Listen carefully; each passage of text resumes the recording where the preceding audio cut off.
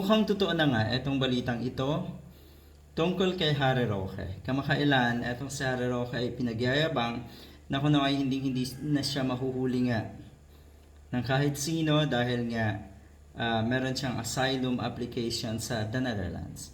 Sabi nga niya, naluha daw siya nung pumirma na siya doon sa application na yan. Hindi na daw kanya kailangan kasing magtago.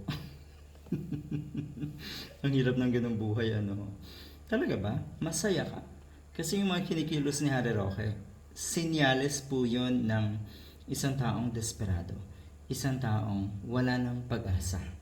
Isang tao na lubog na lubog na.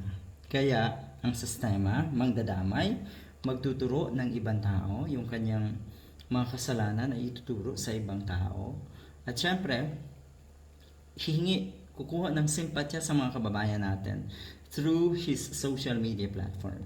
Yan naman po ang sistema talaga ng mga DDS. Kaya, bilib ako dito kay Harry Roque. Totoong DDS nga itong damuhong ito. Ang ending niyan, Harry Roque, sa kulungan na talaga ang bagsak mo. Hinihintay ka na daw ni General Torre at nakahanda na ang Cleopatra theme na selda mo.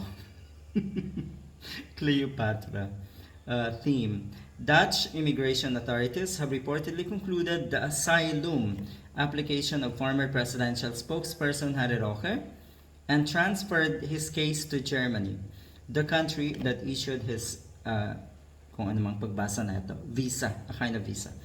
So, yun ang totoo. Kasi, nung mga nakaraang araw, ito po ay lumalabas at pinag-uusapan sa social media na itong si Harry Roque nga daw, ay mukhang na-deny na ng kanyang application for asylum dyan sa the Netherlands.